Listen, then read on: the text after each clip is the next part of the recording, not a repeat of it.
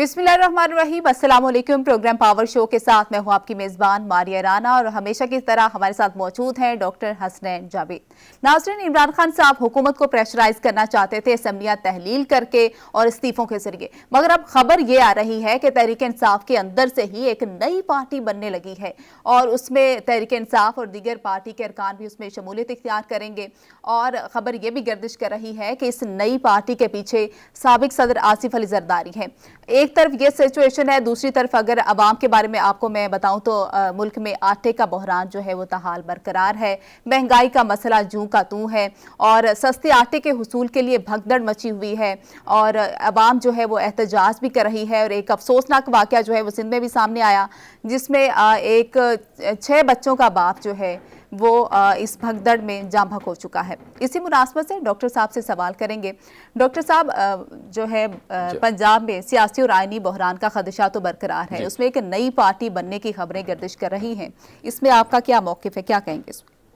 अच्छा देखिए जी, परवेज़ इलाही वाले मैटर के अंदर अगर आप देखें कि खान साहब ने उस टाइम को डिले कर दिया है और आप नीचे की क़यादत में देखते हैं कि कोई रीज़नेबल आदमी नहीं मौजूद। मैं कहीं पे भी नहीं देखता। मैं सिर्फ बार बार ये कहता हूँ कि जब फवाद चौधरी और गिल जैसे लोग जो हैं वो उनके सराउंडिंग में होंगे तो कहाँ से डिसीजन लेंगे। इसी तरीके से वो डिसंगेज हो चुके हैं अपने अवाम के साथ और उनके अवाम के बाद भी जो है उनके अभी भी एम्पायर की उंगली से लेकर जो है वो जनरल बाजवा का गम और फिर उसके बाद अब जनरल मुनीर साहब के पास वो जो है वो उनके चरणों में जाना चाहते हैं। उसके अलावा उनके पास उनके जहन में कुछ आ नहीं रहा। अगली बात रही कि ये पार्टीज़ क्या बनेंगी, ये पार्टीज़ आगे जाने वाली। मामला ये बन रहा है कि मियाँ मोहम्मद नवाज शरीफ साहब का अगर अब मैं देखूं तो आपने कहा कि ये पार्टीज़ कैसे बनते हैं। जब आपका बहुत ज़्यादा गैप निकल आता है तो आपने देखा होगा कि किंग्स पार्टी बन जाती हैं। सो ये जो किंग्स पार्टीज़ होती हैं ये 80 की दिहाई में मियाँ मोहम्मद नवाज शरीफ साहब भी इन्हीं की पैदावार थे। बहरहाल एक बहुत बड़ी पार्टी बन गई और फिर उसको ग्राउंड के ऊपर आप उसकी रियलिटी को माइनस नहीं कर सकते। फिर 80 की दिहाई में मोहम्मद खान जुनीजो जो हैं उनकी सरबराही में किंग्स पार्टी बनाई गई। इसके बाद फिर जो है जो मियाँ मोहम्मद नवाज शरीफ किंग्स पार्टी की सरबराह बनाए गए। इस वक्त बेनज़ीर भुट्टो साहिबा जो थी वो बहुत मकबूल लीडर थी और नवाज शरीफ साहब इतने मकबूल लीडर नहीं थे। लेकिन उसके बावजूद जो है वो आहिस्ता आहिस्ता 88 के इलेक्शन होते हैं और कौमी असम्बली के इलेक्शन हार गई थी। अब ये देखें कि इतनी बड़ी पॉपुलैरिटी, और ये वो पॉपुलैरिटी है जिस तरह अभी हमारे साथ मलिक साहब भी मौजूद हैं, वो आपको बताएंगे कि उनकी पॉपुलैरिटी की एक मिसाल ये भी थी जब उनका इस्तकबाल हुआ था, उस जैसा तारीखी इस्तकबाल आज तक पाकिस्तान ने नहीं देखा। तो इसके बाद से लेकिन बहरहाल वो पार्टी भी हार गई। पंजाब में किंग्स पार्टी के इलेक्शन जीत गई थी। नवाज शरीफ वजीर आला बने तो 90 की दिहाई में बेनज़ीर हुकूमत को करप्ट करार दे दिया गया, तो फिर वहाँ से वो चली गई। फिर उसके बाद जो है वो ये जमातें मुख्तलिफ तरीके से मामला बनाती रहीं और सूबों और हुकूमत में जो है वो दफात बनाती रहीं और फिर 93 में फारिग हो गई। अब दूसरा तजर्बा जो अब होने वाला है वो किंग्स पार्टी का दूसरा तजर्बा जो हुआ वो परवेज़ मुशर्रफ साहब के दौर में हुआ। वो साबिक गवर्नर मियाँ अजहर किंग पार्टी के सरबराह थे। इस पार्टी में नून लीग और पीपल्स पार्टी दीगर जमातों के इलेक्टेबल्स को शामिल किया था। अच्छा, ये गेम ऑफ इलेक्टेबल्स जो है ये याद रखें कि जो खान साहब को जो वो शुरू में जब वो एक जोश था कि वो सिर्फ और सिर्फ वो यंगस्टर्स और नए जवानों और नौजवानों के साथ चलेंगे, तो जहांगीर तरीन साहब ने एक दानिशमंदाना बात की थी कि पाकिस्तान अशराफिया का मुल्क है और ख़ानदानों को और ख़ानदानी सियासत के बगैर इसके अंदर कोई तरीक़ाकार नहीं निकलेगा। उन्होंने उनकी बात मान ली। सारा जब उनका फ़ायदा उठा लिया तो जहांगीर तरीन के साथ उन्होंने वही किया जो आम तौर पे, मतलब आप यूँ समझ लीजिए कि उनका शुक्रिया कहने का तरीका है वो। एक मैं आपको थोड़ी सी मिसाल दे दूं कि वो कहते हैं कि एक बुजुर्ग थे, उन्होंने सांप देखा। सांप सर्दी से जो है वो थरथरा रहा था, तो सर्दी से थरथराते हुए उसको सांप को पकड़ा, उसको थोड़ा सा लिहाफ दिया, उसको आग जलाई, उसके बाद थोड़ा सा वो ज़रा हालत पकड़ा, उसको दूध पिलाया, दूध पिलाकर उसे डस दिया और बाबा जो था वो बड़ा खुश होते हुए नाचने लगा। लोगों ने पूछा आपका दिमाग चल गया, ये क्या मामला है? उसने कहा कि नहीं, बहुत अच्छी बात है, ये सांप बहुत अच्छी नस्ल का है। उसने कहा कैसे? कहते वो मुझे डस के गया। उसने कहा डस के गया ना तो बुरी बात है। उसने कहा नहीं, इसके पास एक ही तरीका है इजहार शुक्रिया का, तो ये मेरे उसके शुक्रिया कहने का इजहार है। तो अगर वो डस के ना जाता तो बड़ा वो बेमुरब्बत होता। तो खान साहब ने यही काम किया, उन्होंने एक को नहीं डसा, उन्होंने बहुत लोगों को डसा और सारी जो पार्टी की उस टाइम की क्रीम थी उसको निकाल दिया। और अब आपके पास क्या है? और यानी खानदान ना आगे ना पीछे, और फवाद चौधरी जैसे बेशुमार लोग उनके इर्द गिर्द है, और यही काम उनका चलता रहेगा। बहरहाल मैं बात को लंबा इसलिए नहीं करता क्योंकि हमारे मुअज़्ज़ज़ मेहमान साथ हैं। फिर ज़फ़रुल्लाह जमाली साहब वज़ीर आज़म बनाए गए इसी पार्टी के तहत। फिर शौकत तरीन साहब को लेकर आया 2008 में। फिर अब जो है वो मुनहरफ मामलात आना शुरू हो गए, और आप ये देख रहे हैं कि वस्ती पंजाब और जनूबी पंजाब, इसके अंदर मैं एक और बात बताता चलूं कि ये जो सारा महमूद सैयद अहमद महमूद और ये सारी पार्टी जो थी, ये खुश नहीं थी जो उन्होंने खुसरो बख्तियार साहब को दिया। और मैं एक अंदरूनी बात बताने लगा हूं जो कि मुझे सोच रहा था कि मैं ना बताऊं, लेकिन एक मिल से 80 मिलें बनाने वाले खुसरो बख्तियार के ऊपर एक केस नहीं बनाया गया। 420 बिलियन उन्होंने कमाए, और ये सारा पैसा उन्होंने, एक मिल भी नहीं थी यानी इक़्तिदार में आने से पहले, उन्होंने 3 मिनिस्ट्रीज दी गई, और खामोशी से उन्होंने इतना बड़ा सरमाया बनाया कि जिसकी हद नहीं और कोई पूछने वाला नहीं। तो ये पूरी बेल्ट को उन्होंने बहुत ज़्यादा नाराज़ किया। अब हालत ये है कि आपके जो ज़राए के मुताबिक जो सियासी जमात की तश्कील है उसमें अलीम खान, जहांगीर तरीन और चौधरी सरवर ग्रुप शामिल होगा। अलीम खान ने तो ऐलान कर दिया कि वो बैक एंड पे रहेंगे, जाहिर सी बात है एक चैनल है तो बैक एंड पे खेलकर ज्यादा अच्छा प्ले करेंगे, लेकिन ये पार्टी कुछ करेगी और 30 से 35 सीट डेफिनेट निकाल देगी। सही। डॉक्टर साहब आपका पॉइंट आ गया है। हमारे साथ गेस्ट मौजूद हैं, सीनियर तज्जियाकार नसरुल्लाह मलिक साहब हमारे साथ मौजूद हैं। सर बहुत शुक्रिया आपके वक्त का। और अभी नई पार्टी की खबरें जो है वो गर्दिश में है, इस मुतालिक आप क्या कहेंगे? देखिए, मैं समझता हूँ कि काफी अरसे से ये सोच पाई जाती थी जहांगीर खान तरीन के यहाँ, और बाद में अब्दुल अलीम खान भी इस बात पर राजी थे कि इमरान खान साहब से, क्योंकि ये खुद पार्टी के अंदर वो समझते थे कि उन्होंने बड़ा किरदार अदा किया पार्टी को पॉपुलर करने में, फिर पार्टी में लोगों को लाने में, फिर इलेक्टेबल जिस तरीके से पार्टी के अंदर आए उसमें जहांगीर खान तरीन का बड़ा अहम किरदार था। तो फिर जब पंजाब हुकूमत बनाने की बारी थी, जब उस्मान बुज़दार साहब वज़ीर आला बने, उस वक्त इमरान की तादाद पाकिस्तान तहरीक इंसाफ के पास पंजाब में पूरी नहीं थी।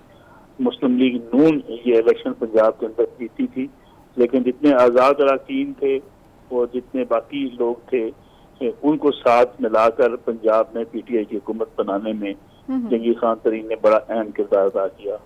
लेकिन जो ही ये हुकूमत बनी तो फिर जहांगीर खान तरीन के साथ इमरान खान साहब के आहिस्ता आहिस्ता इख्तलाफात होना शुरू हुए, और ये इख्तलाफात तब उस वक्त पीक पर पहुंचे जब खातून अव्वल ने भी जहांगीर खान तरीन के हवाले से कुछ बातों पर नाराजगी का इजहार किया, और इमरान खान साहब जहांगीर खान तरीन के खिलाफ हो गए। अब्दुल अलीम खान पंजाब में सीनियर वजीर थे, वो 90 शारा क़ायद-ए-आज़म पर बैठते थे। तब फर्क होगी जो पंजाब में सारे मामलात को देख रही थी, बुशरा बीबी के मामलात को देखती थी, और यहाँ पे उस्मान बुज़दार साहब ने उनसे शिकायत की कि सूबे के अंदर एक तासर ये बन चुका है कि अब्दुल अलीम खान साहब जो है वो डिफेक्टो वज़ीर आला पंजाब हैं, तो इसलिए उनको वहाँ 90 शारा क़ायद-ए-आज़म के ऊपर नहीं बैठना चाहिए। और वहाँ से अब्दुल अलीम खान साहब के खिलाफ एक बाकायदा मनसूबाबंदी की गई, प्लानिंग की गई, और उन्हें ना सिर्फ फिर वहाँ से निकाला गया, उन्हें गिरफ्तार कराया गया पंजाब के अंदर, और फिर इमरान खान साहब के साथ उनकी दूरियां बहुत बढ़ गई। तो ये लोग तो इस चक्कर में थे या इस कोशिश में रहे हैं कि इमरान खान साहब से अपनी इस जो है अपने साथ होने वाले इस रवैये का बदला जरूर लिया जाए। तो अब मैं समझता हूँ कि ये मौका, इसके से वो फायदा जरूर उठाना चाहेंगे। वो चाहेंगे कि एक ऐसा ग्रुप, एक ऐसा धड़ा सामने आ जाए जिसके नतीजे में इमरान खान साहब के लिए अगर पंजाब में कुछ पार्टी डिवाइड होती है तो वो डिवाइड हो जाए, और इलेक्टेबल्स अगर उनके साथ चले जाते हैं तो फिर इमरान खान साहब के लिए पंजाब में हुकूमत बनाना मुश्किल हो जाएगा। परवेज इलाही साहब हो गए, इधर हो गए ये जो नया ग्रुप जो जिसे हम किंग्स पार्टी कह रहे हैं, सो कॉल्ड, अभी तक हम नाम तो कोई नहीं दे सकते, बहरहाल जो अलायंस बनेगा, परवेज इलाही साहब का इनके साथ कितना इंटरलिंक मामला बनेगा? मैं समझता हूँ कि परवेज इलाही साहब अपने जो है वो कार्ड्स खेल रहे हैं। वो ये समझते हैं कि इमरान खान साहब जो कि इस वक्त असम्बली तोड़ने का फैसला कर चुके हैं, और वो चाहते हैं कि असम्बली बच भी जाए, और साथ ही साथ एक दबाव जो बढ़ाना चाहते हैं PTI के ऊपर कि अगर हम आपका साथ देते हैं तो हमें आने वाले इंतखाबात के अंदर हमारी नशिस्तों पर पाकिस्तान तहरीक इंसाफ अपने उम्मीदवार खड़े ना करे। और अगर इमरान खान साहब इस बात पर राजी हो जाते हैं, जो अब तक एक इत्तेफाक ये है कि वो 20 से 30 नशिस्तें पंजाब के अंदर मांग रहे हैं चौधरी परवेज इलाही, तो यूं आप अगर देखें आने वाले जो सियासी सूरत हाल है, तो उसमें कम से कम जो है चौधरी परवेज इलाही और ये जो नई पार्टी जो बनने जा रही है, ये एक बड़ा धड़ा बन जाएगी पंजाब के अंदर। तो सर ये कितना टफ टाइम देगी पीटीआई को पंजाब में? मैं वही कह रहा हूँ कि ये ऐसी सूरत बन जाएगी जिसमें पीटीआई के लिए फिर बड़ी मुश्किलात पैदा हो जाएंगी। अच्छा, पोस्ट 11 जनवरी क्या देखते हैं सर? पोस्ट 11 जनवरी आ जाता है, एक तो उनकी पेशी है इलेक्शन कमीशन के पास, जिस इलेक्शन कमीशन को ये मानते नहीं, फिर पेशी भी जानी है, शायद पता नहीं जाते हैं या नहीं जाते, फिर इनकी 10 बजे वहाँ पे मुलाकात है। अब उनको वहाँ पे कहा गया कि मियांवाली 1 से जो यहाँ पर वो डीसीट किए गए थे, ये मैटर भी है। आपको क्या लगता है कि नाअहल करवा दिए जाएंगे खान साहब, और क्या इसका फायदा पहुंचेगा किसी तरह से भी बाकी पार्टीज को? मेरे ख्याल में खान साहब को डर इस बात का है कि वो नाअहल हो जाएंगे, और नाअहल होने के साथ साथ उन्हें कुछ मुकदमात का सामना भी करना पड़ सकता है। इसलिए इमरान खान साहब एक बहुत ज्यादा प्रेशर, एक दबाव जो है उसको बढ़ाना चाहते हैं, और असम्बलियां तोड़ने का ऐलान भी वो इसलिए कर रहे हैं। और जो लगता ये है कि अब तक तो सूरत हाल यही है कि इमरान खान साहब को इन मुकदमात को सामना करना पड़ेगा। तो मुझे तो लगता है सर, आपको क्या लगता है कि परवेज इलाही साहब तो फिर एतमाद का वोट लेने नहीं जाएंगे? मुझे नहीं लगता कि परवेज इलाही साहब एतमाद का वोट लेने जाएंगे। वो समझते हैं, अब उन्होंने अभी से कहना शुरू कर दिया। पिछले कुछ दिनों से अगर आप देखें, सारी चीजें बड़ी ट्विस्ट होती रही हैं। पहले मोहम्मद इलाही साहब ने कहा हम 11 जनवरी से पहले एतमाद का वोट ले लेंगे, फिर इमरान खान साहब के हवाले से कुछ खबरें जी ठीक है नसरुल्लाह बल का पॉइंट आ गया है। आप अपनी राय का इजहार कर रहे थे, बहुत शुक्रिया, आपने प्रोग्राम में हमें टाइम दिया। नाजरीन, वक्त हुआ एक ब्रेक का, ब्रेक के बाद वापस आते हैं, गुफ्तगू का सिलसिला जारी रखेंगे। नाजरीन, ब्रेक के बाद खुशामदीद रहनुमा तहरीक इंसाफ उमर डार साहब हमारे साथ मौजूद हैं। सर, बहुत शुक्रिया आपके वक्त का। सर बताएगा कि पीटीआई तो असम्बलियां तहलील करने और इस्तीफों के जरिए हुकूमत को दबाव में लाने की कोशिश में थी, और मगर अब तो एतमाद का वोट भी नहीं लिया जा सका और ना ही कोई असम्बलियां तहलील हुई हैं, तो परवेज इलाही एतमाद का वोट कब लेंगे? देखें, अभी तो चेयरमैन इमरान खान साहब जो हैं वो इंशाअल्लाह ताला इजलास बुला रहे हैं तहरीक इंसाफ के जो अरकान असेंबली हैं उन सब का, और उसके बाद फिर फौरी डिसाइड होगा एतमाद के वोट का कि किस दिन एतमाद का वोट लेना है। प्रोबेबली तो 10 तारीख को कहा जा रहा है जी। और कल ही इंशाअल्लाह ताला जो है वो अरकान असेंबली का इजलास बुलाया जाएगा और फिर उसमें डिसाइड कर लिया जाएगा। अच्छा, साथ ही सर इलेक्शन कमीशन ने जो है वो खान साहब को बुलाया है। मैं बिल्कुल इस चीज़ को, ये जो तोशाखाना केस है, इसको मेरी तरफ से तो कोई अहमियत हासिल नहीं है, बड़ा ही फजूल केस है, लेकिन बहरहाल उन्होंने बुलाया है और उन्होंने जो है वो अंडर सेक्शन CS 639 उन्होंने उनको कॉल अप किया है कि वो जाएंगे या उनके वकील जाएंगे। तो इलेक्शन कमीशन को तो सर आप मान नहीं रहे, तो आप क्या वहाँ पर खान साहब तशरीफ ले जाएंगे? देखिए, पहली तो गुजारिश ये है कि इलेक्शन कमीशन के बारे में इमरान खान साहब और तहरीक इंसाफ का जो मौक़िफ़ है वो बड़ा वाज़े मौक़िफ़ है जी। मतलब इलेक्शन कमीशन तो पहले दिन से उनकी उंगलियों के ऊपर नाच रहा है, और उसने तहरीक इंसाफ और बिलखसूस खास तौर पर इमरान खान साहब को टारगेट किया हुआ है, और हुकूमत चाहती है कि किसी न किसी तरीके इमरान खान साहब को इस पॉलिटिकल प्रोसेस से बाहर किया जाए, और उसमें इलेक्शन कमीशन जो है वो पेश अपनी खिदमात जो है वो पेश कर रहा है हुकूमत को। तो बहरहाल इलेक्शन कमीशन के तो फैसलों का सही पूछे, हमारी सेहत पर अल्हम्दुलिल्लाह कोई असर नहीं है, क्योंकि ये बिल्कुल उनकी कठपुतली है जो इलेक्शन कमीशन है, और हम इलेक्शन कमीशन के किसी भी फैसले को मानने के लिए तैयार नहीं है, ना तहरीक इंसाफ और ना ही पाकिस्तान के अवाम। सर, पीडीएम सर उधर से डरी हुई है, वो इलेक्शन में आना नहीं चाह रही। यकीनी बात है कि आपकी मकबूलियत इतनी ज़्यादा है, कहीं आपको ऐसा तो नहीं लग रहा कि जितने आप इंगेज थे आवाम के साथ उतने आप डिसंगेज हो रहे हैं? क्योंकि आपकी तरफ से जो बयानात आ रहे हैं कि वो एम्पायर की उंगली, उसके बाद जो है वो जनरल बाजवा साहब, और अब आप जो है वो जनरल मुनीर साहब को भी कॉल अप कर रहे हैं खान साहब कि हमारी मदद की जाए, तो अवाम पे एतमाद क्यों नहीं है सर, फौज पे एतमाद क्यों है?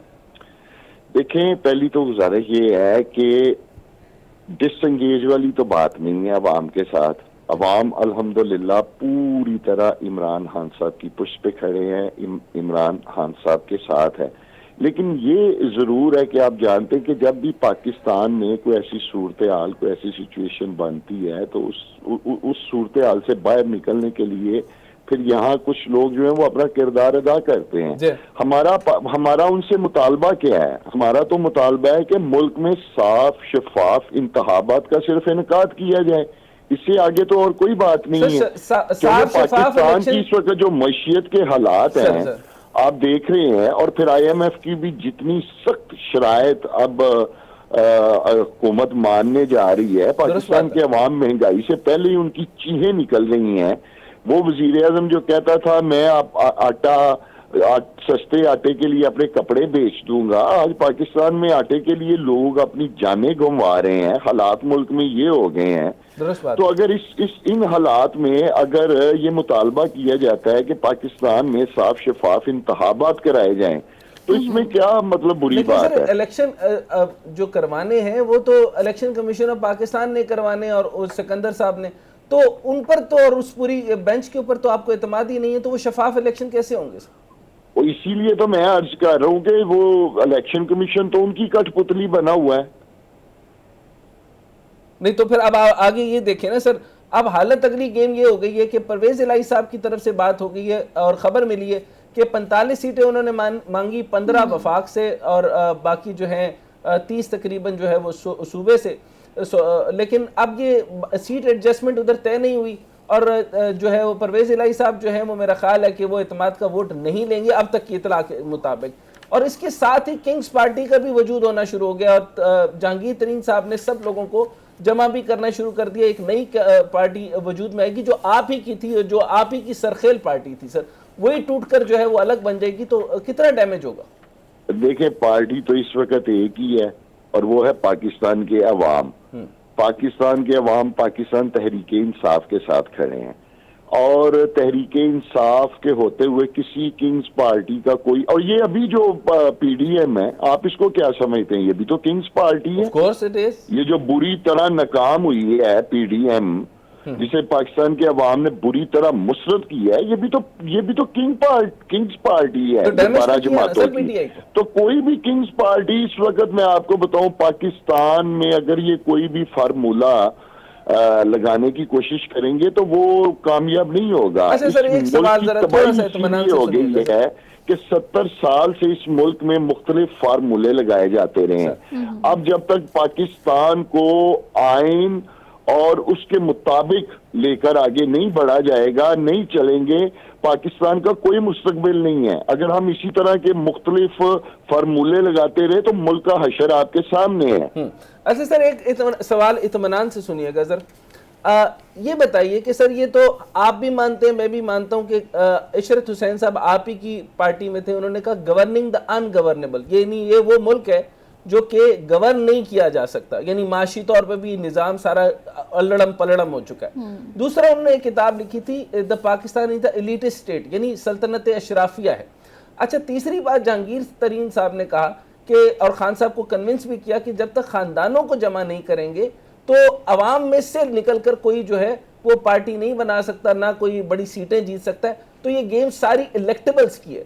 तो आप बताइए कि जो मौजूदा सिचुएशन है तो वो दोबारा से जहांगीर तरीन साहब सारे धड़े ले जाएंगे, तो आपको नहीं लगता कि 30 से 35 सीटें भी अगर वो निकाल जाएं तो जो यानी पोलिंग का मामला जो है वो आपको पता है पॉपुलैरिटी से बड़ा डिफरेंट होता है, तो बड़ा डेंट पड़ जाएगा PTI को? सर जवाब देखिए, पहली तो गुजारिश ये है कि इमरान खान साहब ने ना इलेक्टेबल्स की जो सियासत है उसे इस मुल्क में दफन कर दी है।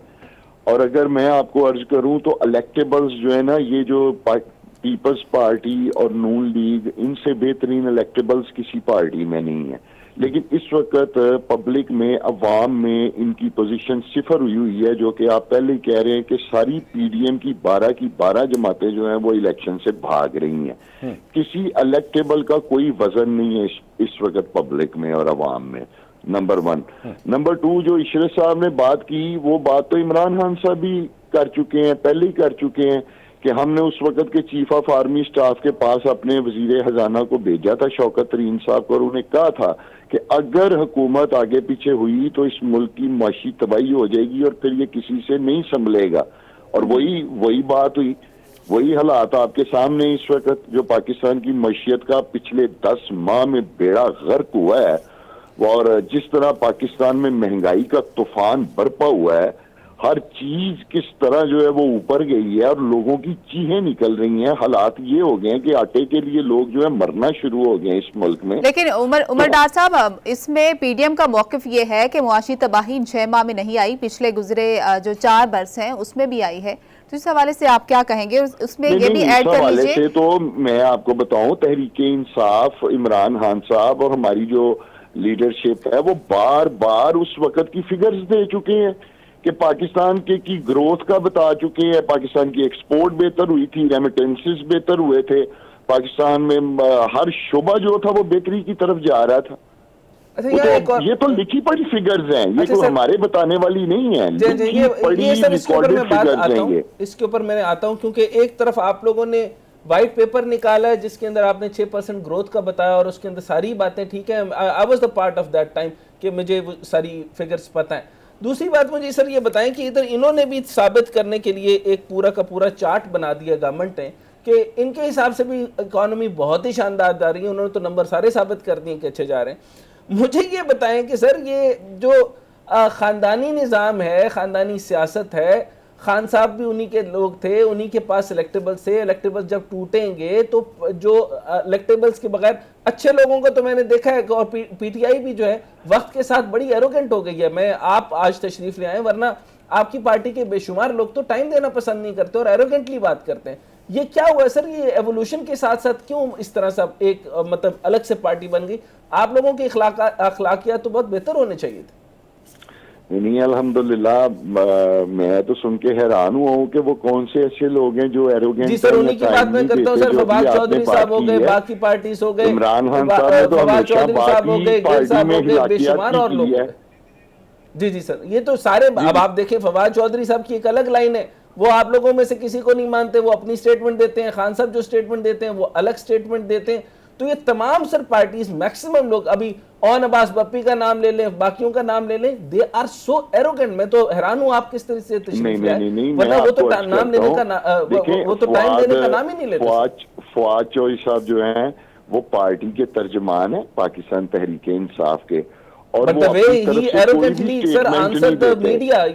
स्टेटमेंट देते हैं जो पार्टी की लाइन होती है, जो पार्टी की लाइन से हटके वो कोई भी स्टेटमेंट नहीं देते फवाद चौधरी साहब।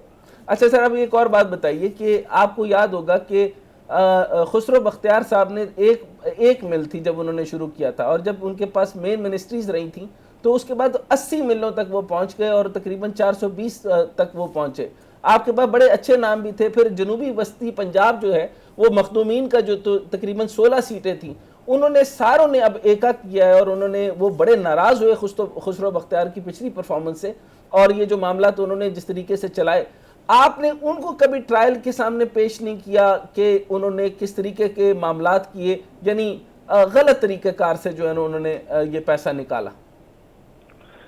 देखिए, उसमें मैं आपको अर्ज करूंगा, बड़ा सिंपल है। अगर उन्होंने कुछ ऐसी गड़बड़ की है, गलत तरीके से पैसा निकाला है, तो पिछले 10 महीने से तहरीके इंसाफ की हुकूमत तो नहीं है, पीडीएम की हुकूमत है। अगर उन्होंने कुछ ऐसा किया है तो हुकूमत उनके खिलाफ कार्रवाई करे। अगर उन्होंने कोई करप्शन की है, कोई पैसा निकाला है, कोई मुल्क को नुकसान पहुंचाया है, मुल्क के खजाने को नुकसान पहुंचाया है, आउट ऑफ दी वे जाके अगर उन्होंने पैसा बनाया है, तो 10 माह से ये जो हुकूमत है वो करे, उनके खिलाफ कानूनी कार्रवाई करनी चाहिए उनके खिलाफ अगर उन्होंने कुछ ऐसा किया है।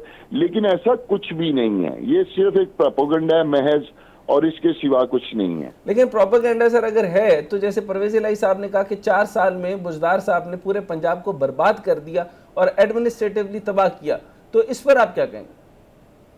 देखिए, बुजदार साहब के मामले में इसमें तो कोई शक नहीं कि बहुत सारे जो लोग हैं वो उन पे उंगलियां उठाते रहे हैं, उनकी परफॉर्मेंस पे उंगलियां उठती रही हैं, वो पार्टी के अंदर भी उठती रही हैं। तो लेकिन जहां तक सवाल है चेयरमैन पाकिस्तान तहरीके इंसाफ इमरान खान साहब वो तो हमेशा ही उन पे मुतमिन रहे हैं, बुजदार साहब पे। अच्छा सर, लास्ट में एक क्वेश्चन बताएगा कि पंजाब में जिस तरह से आटे का बहरान चल रहा है, इस हवाले से सूबाई सतह पर क्या इकदाम किए जा रहे हैं?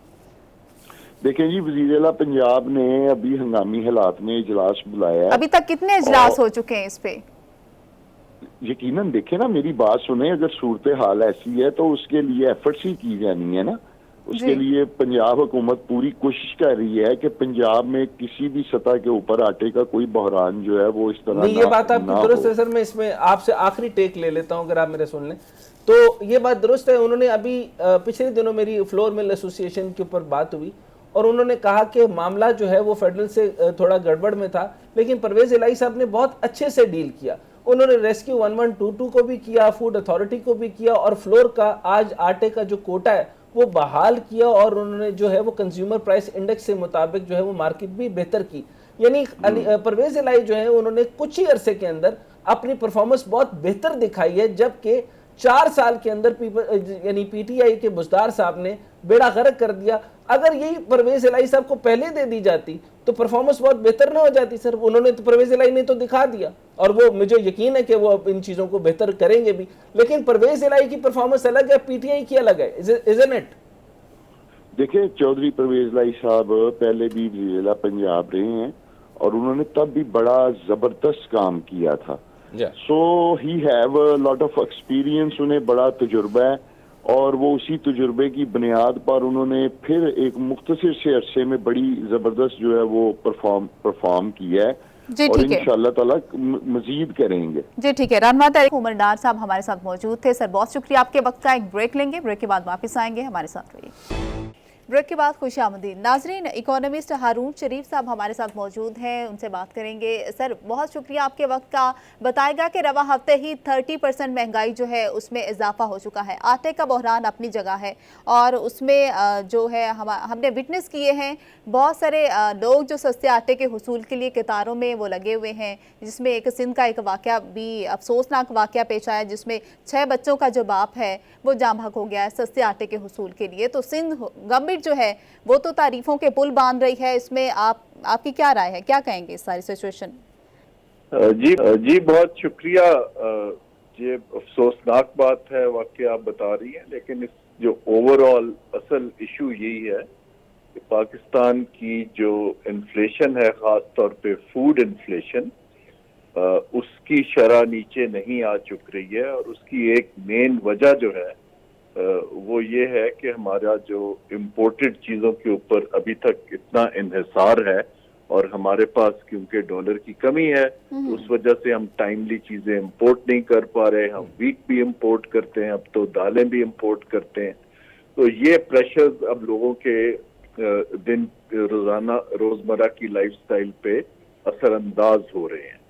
तो ये जो आपकी बात है, देखिए हुकूमत जो है एक उसका सियासी पहलू है कि वो लोगों को कॉन्फिडेंस देने के लिए, अपने पॉपुलिज्म को बरकरार रखने के लिए इश्तिहारात देगी, बात करेगी, लेकिन असल चीज जो है वो ये है कि जो फ्यूचर का चैलेंज है वो 2-3 ही है। एक तो ये है कि हमारा करंट अकाउंट पे हम कहाँ से डॉलर लाएंगे, 3 तरह से आते हैं, रेमिटेंस से आते हैं, एक्सपोर्ट से आते हैं, फॉरेन डायरेक्ट इन्वेस्टमेंट से आते हैं। अभी तक तीनों में हमारे पास कोई खातिर खा एविडेंस नहीं नजर आ रहा।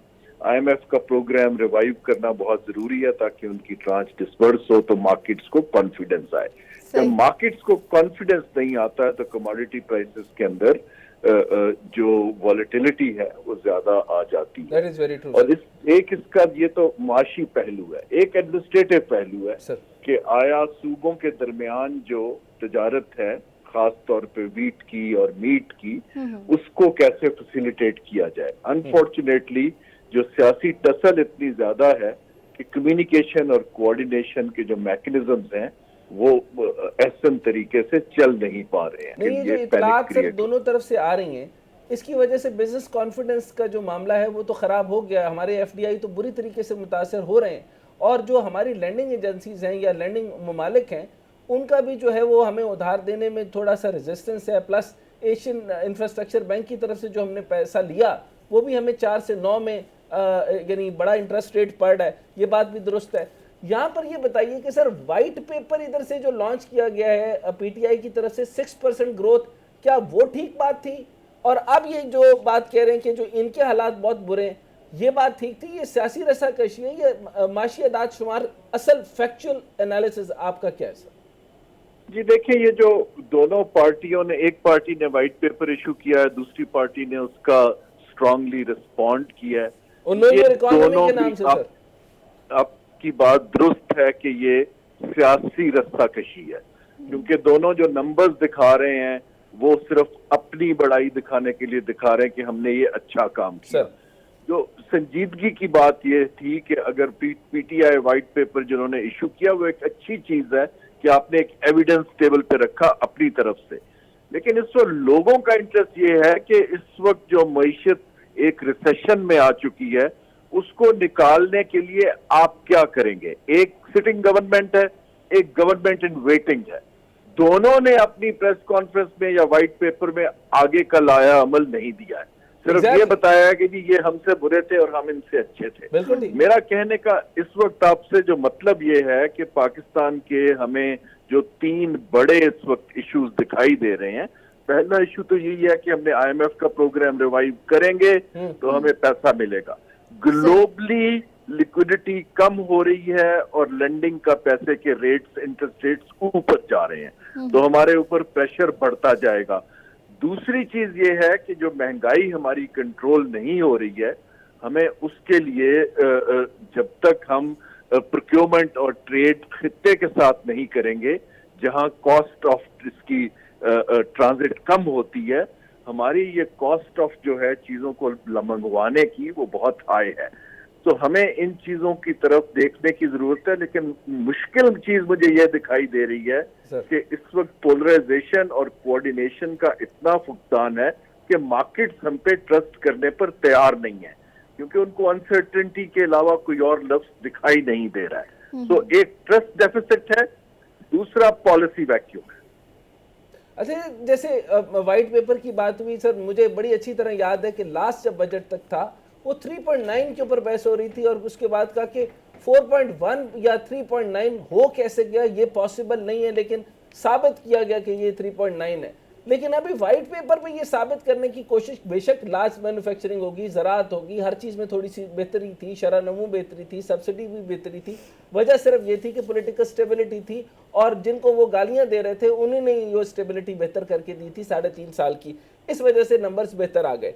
अभी इस टाइम पे जो गवर्नमेंट जो इसी के व्हाइट पेपर के मुकाबले में नो योर इकोनॉमी, उसके ऊपर सर ये अजीबो गरीब नंबर है। Current account deficit reduce by 57%, agriculture उन्होंने कहा 36% ग्रोथ पर है, इंपोर्ट रिड्यूस कर दी इन्होंने 16.2, इंपोर्ट की वजह से सारी इंडस्ट्री रो रही है क्योंकि मेजर कंपोनेंट ही नहीं मिल रहे, तो बनाए कहाँ से। ट्रेड डेफिसिट जो है वो 26% के ऊपर है, रेवेन्यू कलेक्शन 17.4% पे। ये सारी बातें आपको यकीनी तौर पे पता होंगी। मैं सर प्रिसाइसली आपसे ये पूछ रहा हूँ, इस रस्साकशी का क्या तरीकाकार निकलेगा, या पाकिस्तान के जो सोचने वाले मग्ज या इस्टेब्लिशमेंट या किसी को ये सोचना पड़ेगा कि इस टाइम पाकिस्तान जो है अगर खुदा न खास्ता डिफॉल्ट पे नहीं है तो they are near to default, और इनको डिफॉल्ट होता क्या ये पता है, तो इकोनॉमिक इमरजेंसी की जरूरत है या नहीं है? देखिए जी, ये जो आप बात कर रहे हैं, मेरे हिसाब से ये जो पॉलिटिकल इकोनॉमी की सूरत हाल है उसके अंदर तो एक ऑनेस्ट कम्युनिकेशन अवाम के साथ पॉसिबल नहीं है, क्योंकि ये पॉइंट स्कोरिंग है और क्योंकि लोगों को मईशत के इशारियों की समझ नहीं है तो आप उनको सिर्फ दिखाने की कोशिश कर रहे हैं कि हम अच्छा काम कर रहे हैं। इसका तरीका सिर्फ यही है कि अगर ये क्रेडिबल इदारों को डेलीगेट कर दिया जाए सियासी इदारों से, जो 2 या 3 हमारी तरजीहात हैं, जैसे अगर हमारी तरजीहात इस वक्त करंट अकाउंट को बैलेंस करना है तो वो स्टेट बैंक और एफबीआर को उससे डील करने दिया जाए ताकि हम कस्टम्स की हमारी चीजें दिखा सकें और हम स्टेट बैंक का नंबर लें, क्योंकि वो एक क्रेडिबल इदारा है, वो करे। इसी तरह अगर हमने एसेट्स को बेचना है तो प्राइवेटाइजेशन कमीशन को इंडिपेंडेंट कर दिया जाए और वहां पर कुछ ऐसे असहाब को बिठाया जाए जिसपे मार्केट एतबार करे। सिमिलरली एफडीआई है या बाकी है, मैं तफसील में नहीं जाता। ये जो सियासी इस वक्त सूरत हाल है उसके अंदर तो एतबार इन इश्तिहारों के बाद मजीद कम हो जाएगा, क्योंकि देखिए जो 5 इंडिकेटर उन्होंने लिखे हैं वो सारे ही के सारे इससे लिंक्ड है कि हम अपनी इंपोर्ट कम कर रहे हैं ताकि हमारा करंट अकाउंट थोड़ा सा कंट्रोल में आ जाए। ये जो मैनेजिंग द बुक है, फिर आप अगर किसानों को या बिस्क को क्रेडिट दे रहे हैं तो उसका कोई इमीडिएटली आपके चैलेंजेस के साथ ताल्लुक नहीं है। लेकिन क्योंकि किसी ने जिसने भी इनको इल एडवाइज किया है, आप जब लुकिंग गुड के लिए नंबर्स देते हैं तो वो बैकफायर करते हैं। आपको रियलिटी को पहले एक्सेप्ट करना है, और ये मेरे हिसाब से जो मैं आपने हल पूछा है, आई डोंट थिंक कि कोई माशी इमरजेंसी ये काम करेगी। Need your one statement sir. सारे मईशतदानों ने कहा कि इस वक्त बहुत ज्यादा काम करने की जरूरत है। अगर हम खुदा न खासा हम नहीं कहते डिफॉल्ट हो रहा, लेकिन बहुत करीब है सर। ये सारे मईशतदानों को जो है वो बिल्कुल नलीफाई कर रहे हैं। आप सिर्फ एक स्टेटमेंट में बताइए कि हम खतरे में हैं या नहीं है सर। जी, मेरे हिसाब से अगर डिफॉल्ट को हम इस तरह डिफाइन करें कि हमारा कमर्शियल जो डेट है, जो बॉन्ड्स होते हैं, हम उसकी पेमेंट कर पाएंगे या नहीं, तो मेरे हिसाब से अभी हमारे पास वो खतरा इमीडिएट नहीं है। क्योंकि जो मैं पेमेंट का शेड्यूल देख रहा हूँ, जो मल्टीलैटरल डेट है उस पर डिफॉल्ट नहीं होता है, क्योंकि वो अपना आपको मजीद कर्ज दे के अपना पुराना सेटल कर लेते हैं। असल डिफॉल्ट ये है कि हम अपनी इंपोर्ट की पेमेंट्स कर पाएंगे या नहीं, हमने जो बाहर की एक्सटर्नल लायबिलिटीज को पे कर पाएंगे या नहीं। वो ना एलसीज खुल पा रही हैं, ना हम आईपीपीज की पेमेंट कर रहे हैं, तो टेक्निकली तो हम अपनी पेमेंट्स पे डिफॉल्ट कर रहे हैं। अब इसको अनाउंस करना कि हमने डिफॉल्ट कर दिया, वो एक्चुअली बॉन्ड मार्केट पे होता है। ठीक है, टेक्निकली हम डिफॉल्ट कर रहे हैं, ये बयान दिया है हारून शरीफ साहब ने। सर बहुत शुक्रिया आपके वक्त का। लास्ट में डॉक्टर साहब मैं आपसे जानना चाहूंगी कि हुकूमत जो है अवाम के लिए कह रही है कि अवाम जो है वो थोड़ा सा सोच समझ के चले, लेकिन हुकूमत अपना साइज छोटा करती हुई नज़र नहीं आ रही। पॉलिसीज़ लॉन्ग टर्म कुछ नज़र नहीं आ रही जिससे इकॉनमी थोड़ी सी बेहतर हो या रोज़गार मिले। उसके साथ साथ सियासी जो है बहरान है उसका खदशा भी हमारे सरों पे है। क्या कहेंगे ओवरऑल सिचुएशन क्या किस तरह से देख रहे हैं? 80 से बड़ी कैबिनेट है, सारे लोगों को खुश करना है, सारी जमातें पीडीएम की हैं, 13 लोगों के अंदर वजारतें जमा करानी है, परवेज़ इलाही को खुश करना है, परवेज़ इलाही मान जाएगा, परवेज़ इलाही मान गया है, ये सारा कुछ चलते जाएगा। आटे की लाइन में खड़े हुए लोग मर रहे हैं, और आप लोग गरीब लोगों को जो है, जो इसको अवाम कहते हैं, अवाम को कोई सरोकार नहीं, कुछ पता नहीं कि क्या चल रहा है। वो नो योर इकोनॉमी के ऊपर 4 लोगों को खुश करते हैं, वो वाइट पेपर में 6% ग्रोथ ले रहे हैं, और इनको कुछ पता नहीं है। इन्होंने बिरयानी खानी है, इन्होंने वोट वाले दिन के अंदर जाकर के भंगड़े डालने, इन्होंने वो राजा रियाज होता था, वो कहता था कि हमने उनके झंडे पाड़ने, वो हमारे झंडे पाड़ेंगे तो हम आपके झंडे पाड़ेंगे। तो याद रखें, जमहूरियत का टोटल मैं नेक्सस दे रहा हूं कि राजा रियाज इज आपका फेस है, आप उसके झंडे पाड़ेंगे या आपके झंडे पाड़ेंगे। अब मईशत आपकी हालत ये बुरी हो रही है, आपके जो अंडे आटे ये सारा कुछ 650 रुपए की मुर्गी हो गई। इससे ज्यादा गरीब आदमी मर जाए, लेकिन ये गरीब आदमी क्या करेगा? ये दूसरे मीन्स की तरफ जा रहे हैं। पाकिस्तान के माशरे में क्रिमिनलिटी बढ़ जाएगी, पाकिस्तान ये आपकी दुकानें बंद हो जाएंगी। पूरी दुनिया में कहाँ ऐसा तरीकाकार है? आपके जो है वेयर हाउस बंद हो जाएंगे, तिजारत बंद हो रही है, प्रोडक्टिविटी बन कोई नहीं रही, एक्सपोर्ट की प्रोडक्ट्स हमारे पास बना कोई नहीं रहा। हमारे पास तो छोटी सन्नतें पूरी पूरी रात चलनी चाहिए और बिजली का मसला हल कर देना चाहिए, लेकिन ऐसा मसला हल नहीं हो रहा। इस आपको आखिरी यानी प्रोग्राम के आखिर पे ये बता दूं कि 4.4 पर आपके रिजर्व्स आ गए हैं। आपको समझना चाहिए, और इसमें 3 अरब डॉलर आपके नहीं हैं, और इसके अंदर कमर्शियल बैंकों में जितने मर्जी जोड़ तोड़ कर लें, इसहाकदार साहब गलत बयानी कर रहे हैं, गलत बयानी कर रहे हैं, और आवाम के लिए कुछ नहीं कर रहे हैं। तो ये जो गर्दशी कर्जे हैं, आपको लगता है ये रूल ओवर हो जाएंगे? और डिफॉल्ट के हवाले से कैसे रूल ओवर होंगे? आपने तो डिस्कोस को पैसे देने, वो रूल ओवर कैसे होते हैं? लेकिन उसमें दोस्त ममालिक का भी एक वो तो कर्जे फॉरेन पॉलिसी की वजह से ओवरऑल आएंगे ना, वो तो आपको विंडो ड्रेसिंग के लिए आएंगे या वैसे आपको कर्जे दे दिए जाएंगे। और जो कर्जे आपने यूज करने के लिए लिए उसमें डेवलपमेंट तो होगी नहीं, कोई इंडस्ट्री नहीं लगा रहे, कोई प्रोडक्शन नहीं कर रहे, तो आप कर्ज लेकर कर्जों को यूज करेंगे, और अगला आपका जो है वो बजट बन जाएगा। जब बजट बन जाएगा तो बात खत्म हो जाएगी। आप ये याद रखिए कि आपके हालात बहुत खराब हैं, और कर्ज लेकर कर्ज की अदायगी करते रहेंगे, और या अदायगी भी आप नहीं करेंगे, इस्तेमाल करेंगे। और जितने प्रोजेक्ट्स आप शुरू कर रहे हैं, हुकूमत बड़े बड़े खांचे लगाने के सोच चुकी है, सारी जगह से पैसा खाएगी, ये मैं आपको लिख कर देता हूं। जी ठीक है डॉक्टर साहब, आपका पॉइंट आ गया। प्रोग्राम का वक्त खत्म हुआ। मुझे डॉक्टर साहब को इजाजत दीजिए। अपना बहुत सारा ख्याल रखिएगा। खुदा हाफिज।